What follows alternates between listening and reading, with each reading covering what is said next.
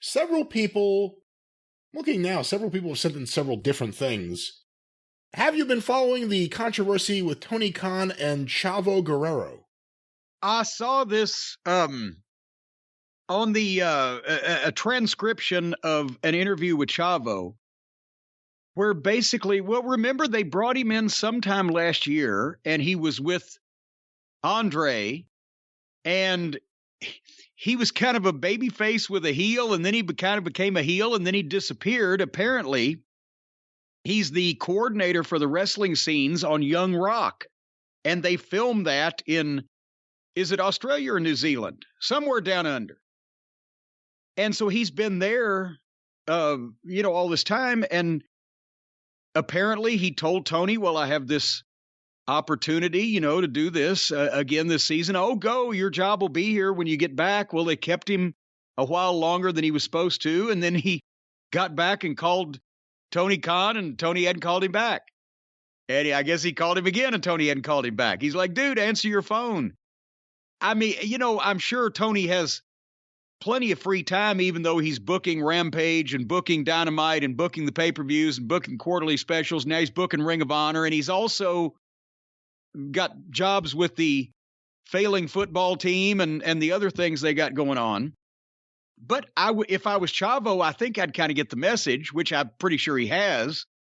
And he was not happy. He's like, hey, it is what it is. But, you told me this and now it's not. But again,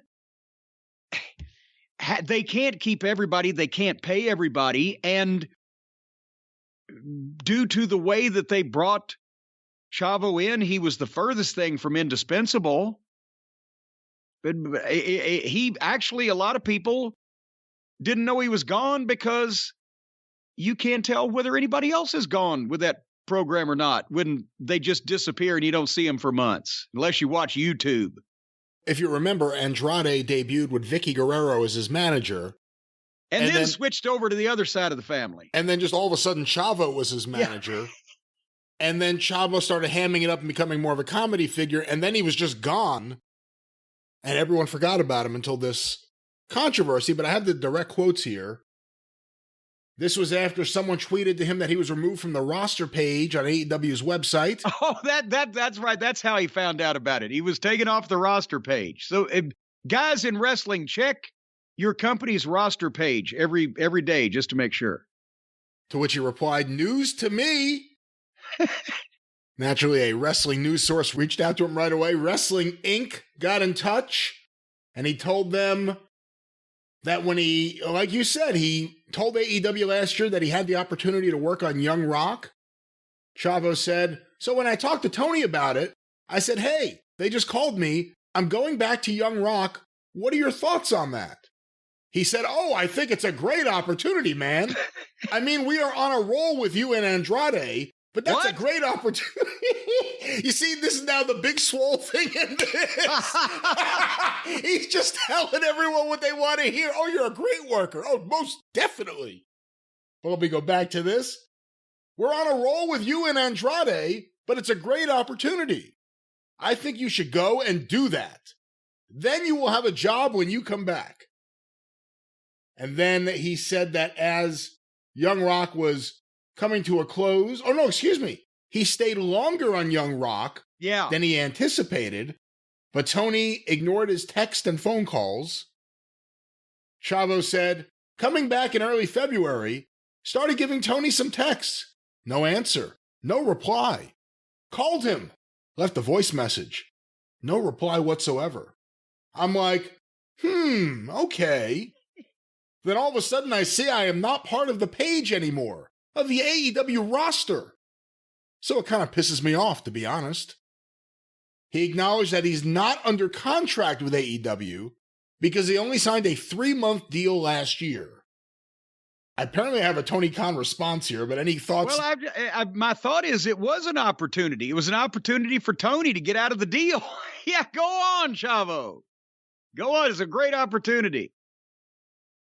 What's Tony saying? I'm trying to see where this quote is from. I guess this is from the post-revolution media scrum, where there's always lots of news coming out of that. Here's a quote from Tony. You think those guys after a fucking 4 or 5 hour show, and some of them are bleeding and all of them are banged up and hurt, they really enjoy staying an hour or two late to do those media interviews? Well, some do. You know what they say? The only thing better than the pop of the audience is the attention of the wrestling news press.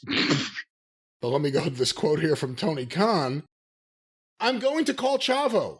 To be honest, I was a little surprised because I only missed one message from him, and then he went to the media after I missed one message. Wait a minute. He missed it. How many messages did he know? How did he know he missed a message? You see what I'm saying there? Well, he knows he missed it. He knows he owes him a call back. He could have said, well, I must have missed his messages, but now, well, I missed a message. He knows exactly how many messages he missed. Go ahead. He knows he missed them. You know, the other thing, too, is not to take sides here, but to Chavo, every opportunity he has, like Young Rock, like AEW, it's an opportunity for him. I mean, it is his job. It is his life. For Tony, it's another, not to take away from his relationship with Chavo, it's another phone call, another text message, another email. In the day, it's very easy to be in the middle of something, not get back to someone right away, and just lose track of things and not get back to them for longer than you thought you would have. I do that all the time, sometimes by design, but it's not people that are depending on me for money. Or think they're supposed to be depending on me for money. That's why I can see Chavo's side in this, but back to Tony's quote here from the Scrum.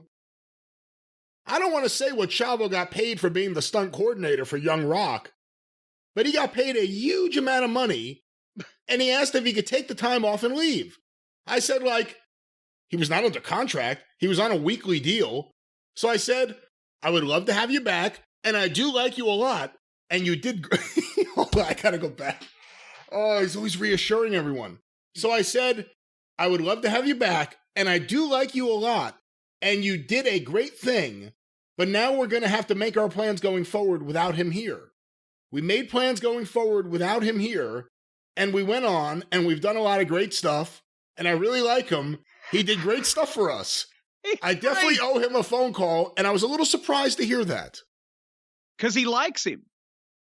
Do you see the comparisons with this and the Big Swole situation, just in terms of... By the way, there's no intermediary. Everyone's going right to Vince. Well, yeah, and you know what? And that used to be, back in the old days, 40 years ago, the way that it was. And that's how Vince built his company. But it's truth that, number one, you could go to Vince, and number two, Vince knew what the fuck to do once you went to him. But I know Tony obviously doesn't sleep a lot. He's probably not on the beam powder because he looks disheveled and frazzled quite a bit, but you can't do everything. And even people who have plenty of experience doing what Tony's trying to do can't do everything. So this is only he's eventually going to blow up, have a stroke, drop everything, and everything will fall to complete shambles, or start getting some people that can do this and let them do it. You see, that's where it gets difficult. It's getting the people that could do this, but also making sure they're the right people. Because yes, I think AEW in a lot of ways, in some ways and in some respects, because I think there are some people, but it's been a missed opportunity for training wrestling executives. Because there's been no, not to take away from Tony's success, but there's been no executive leadership at the top to teach people right under them what to do and what not to do. And the one problem with wrestling is there are a lot of bozos who get opportunity after opportunity because there are no wrestling executives. There are no smart, thoughtful people who understand how to make money, how to get things done, how to deal with people in an honest way, and not be a typical wrestling bozo. And AEW doesn't have that. So I think Tony has way too much on his plate. And you overlook the fact that the ones that he did pick to go into business with are the bozoist of the bozos.